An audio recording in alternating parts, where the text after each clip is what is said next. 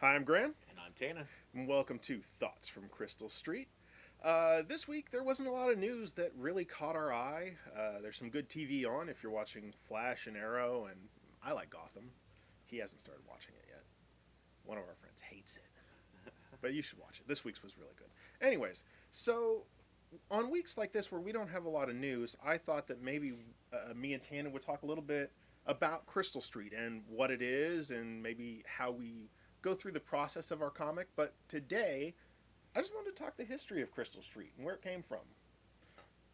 All right. Well, I know. I don't know which one of us had the idea first to start a webcomic. I don't know where the idea came from. I do know you did the first two comic strips Yeah. though. That was written and drawn by you. Yeah. And I know when we started, both Graham and I worked at a movie theater. Mhm. And I know at the time there was a number. It's like when we started, Penny Arcade had already been pretty much dominant. That they still are. They still They, are. they are the they are the litmus test of if you could try to make something. There's your aim point. Yeah, three conventions. Yeah, they run the show. Yeah. But Control Elite was already around. Hmm. There's good web comics already littered throughout there, and a lot of them did a lot with video games. Yeah. Us working in theaters, I would say most of at least that first year, all that colored pencil. If you go to our old archive, it's all colored pencil, colored. It was a pain in the ass to do. when the strips could not be done in a night. No, no, that was I hoped I had an idea 2 days at least before they needed to be done. Um, but yeah, it was a lot of movie references, or it Right. was kind of what our underlying theme. Yeah, I mean, that was. We tried to go there, but we got wacky kind of quick too. But I mean, there was always the theme of movies throughout Crystal Street. Because I know you got the lightsaber really early on in Yeah, the runs, and just lots of references to various movies here and there, and that was what we did. I mean, worked in theaters for you I was there longer, for six and 6 years and change. I think I was three, something like Yeah, because I mean, and sometimes I'm a little sad that we got away from the reviews, but also I'm not that. because Yeah, that's true. I mean, when we worked in theaters, we could see absolutely everything that was out. If it came out, it was worth seeing. We'd see it the night before. Even if it wasn't worth seeing, Yeah, we'd see do it the night before. Yeah. So now it's like, yeah, I wouldn't mind to see that, but is it worth me going and seeing it right now to have a review that's current enough Right. to make it worth it? Because when we stopped doing our reviews, we were pretty much going, it's like, yeah, I just watched this. It's been out for 6 months, and I just got it. I just rented it. Yeah. So that's when we kind of just faded away from that. It started getting too costly to Yeah. see as much to make a review site current. Yeah. Um, But yeah, that's where it started, and then the first. God, how long was it before you started doing tablet? That wasn't until almost the no, second run, right? that was we have 3 runs total. Right. Let me, Sort yeah. of. Let's break up and stop there. So, Crystal Street Comics started 2003. Is that right? Yeah. In 2003, and we had about a year run the first go at it. Yeah. I think we fell a little short of the year, but all the comics were hand drawn by Tannen, hand colored by Tannen, and I do what I still do now. I just write the funny little bubbles over his head, and actually he draws the funny little bubbles. So I just type out words, and he puts them onto funny little bubbles for me. And so back then, I really felt bad some days for the strips.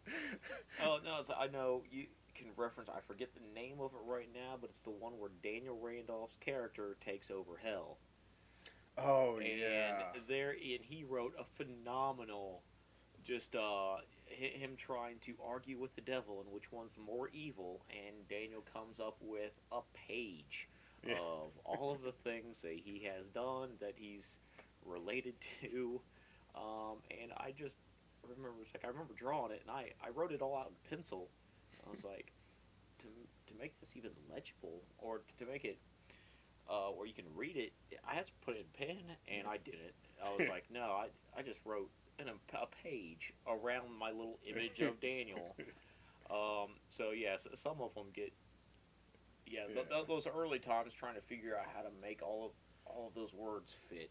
And it's funny too because I know you still have the art from the original ones, and the dialogue wasn't actually drawn on there. Tannan would put the bubbles on, and then he would scan it into the image. Yeah. And so we have the bubbles and the pictures, and it's this fun little game you can play with the old pictures. Yeah, because they were all done on like 8.5 by 11 printer paper is what I draw on, and then color it. And Graham would give me once I already had the words, but then I'd have to take another piece of paper, write out what he told me to say, take a Sharpie, make the bubble, cut it out, paste it to the image, scan them in, and put them in sequence, and there was a comic strip. I'm glad that I have a tablet. Yeah. I'm glad that I know you're glad that process is gone. Yeah. So the first run was really good. I thought we did a lot of good strips during the first run. We had more movie reviews, like we were saying back then. And the one thing I remember from the first run that we never got back into because we couldn't figure out how to do it again for some reason. The first run of Crystal Street Comics was 3 comics a week. Yeah. And we had one that would come out on Sundays. And in the newspapers, the Sunday comics are the colored ones. That's what made them special. Well, all of ours were colored, so I was like, okay, for the Sunday comic, we're gonna do audio. So me and Tannan would narrate read the comic like it was an actual, what's when movies have the frame by frame setup in the planning frame. Missed. I'm forgetting what that's called. But at any rate, so we'd read the dialogue the way it was meant to be read. And I remember why we started that, because of the Reeses Pieces comic strip. Yeah. I have a thing with people in Indiana like to say Reeses Pieces when referring to Reese's Pieces, and it bugged the shit out of me. So I did a strip, but I realized I can't write it differently. So it was... you had to have it read to you to understand the inflections. Yeah, it was either, I'll take some Reese's Pieces, and it's your character diving over the counter, trying to strangle the person, yelling, "It's Reese's Pieces, bitch." Yeah. I really should have, in hindsight, I should have just written it out, REEECEE. Put a little umlaut on it or something like that. But but that's why we started doing it, and I liked that feature when it was around, and my favorite one was we had a friend named Ashley, and we did one with the devil. Yeah. And we decided, because the devil's been a bitch in our comic strip for a long time, so we decided his voice is going to be a woman. And so Ashley read for the one where we got the ham sandwich and the Coke. It was the King of Hell. And I love the audio on that because Ashley read it really, really well. Yeah, just very, very whiny. Where this is not a guy that you'd really care to be friends with. But it's like those were fun, and it's like, again, I would say our early run, that first run with the reviews, three a week when I was still hand drawing everything, and then the audio, we really, our eyes were too big for our stomach. Yeah. Right when we started, we put too much on our plate way too soon, and that's probably what, because we just trailed off. Yeah. That first run, and then in 2005, when I was living out in California, I remember calling you and say, "Yeah, I'm thinking about getting the site going again," and that was ill-conceived in hindsight. It was a great idea, but it was logistically, that was terrible. Yeah, because he's still living here, central Indiana, and I'm in southern California, so it was just send me some ideas for strips. But that one did still last because we were doing strips when I was working at the prison, right? 2007, 2008. So I mean, I think we got 30 strips out of that run. But again, we were writing 12 panel strips. They were just getting exhausting. Yeah, and you were still, that was kind of the mix point. You were still, some of those were hand drawn, and then eventually you shifted into the tablet. Tablet was nothing until our third run. Oh, so man. It was always still hand drawn, trying to figure. The only difference was I was putting the speech bubbles in MS Paint. Oh, okay, that's.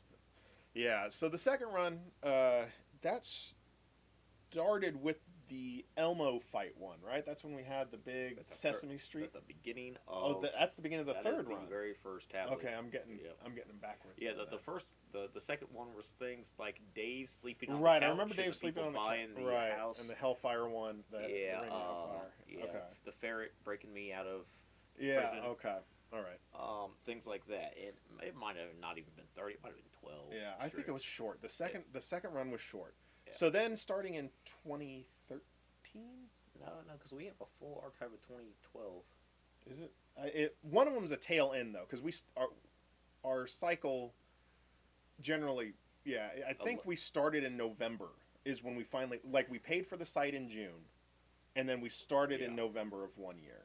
So there was a very short year. So it's 2012, 2013 is when we got back and started, and we've been consistent ever since. 2 strips a week. I think we've missed one. We missed one time. Because Lucky Graham drew one of them. Yeah, I did. If you haven't seen my favorite strips, if you haven't seen the one that I've drawn, I bet if you click through the archive, you can find it. But now we've also had some just here Gone Batman. Gone Batman. That's the other one. I mean, if we're going to count as a miss, I guess we could count Gone Batmaning as a miss. Then we actually Then we just missed 2. Nothing got posted one day. And that was because I had to go out of state for work. You had gone camping, and neither of us bothered to tell the other. So this, I love doing the strip, and it's got to be a labor of love for us because we don't make any money on it. Yeah, it's. I like that we have something out there, and I like the feedback that we do get. Yeah. And we'll have people like different strips or even comment on them. That's fun. I would say one of the best parts, and it'll probably keep me doing this even if I don't get that kind of adulation for a long time. When I was painting the promo on GameStop's windows. Yes. And some guy that I'd never met in my life said, "Oh, are you Tannan?" I was like, "Yeah, who are you?" It's like, "Oh, I read your guys' strip." I was like, and this is still this is the very first run. First run. I mean, that's little things that's happened once out of the whole course of this, and things like that's going to keep us around. We enjoy doing it. Yeah, it's fun. It gives us something to do, and we're trying. As you can maybe see this year, if you've been following us, we've got the Twitter and the Facebook page, and doing Thoughts from Crystal Street. We're trying to expand a little bit more this year. Got some other ideas for stuff I'd like to get out this year, but that'll all come soon. But yeah, that's the history of the strip and where it came from, where it started, and we'll see where it goes. And we've got other topics. I'd like to maybe do an episode sometime talking about the characters that have kind of come and gone from the strip. But I want to do a whole another episode on that because we've got some good thoughts there. So I think that's going to wrap up this episode of Thoughts from Crystal Street. Once again, I'm Graham. And I'm Tanner. Thanks for watching. We'll see you next time.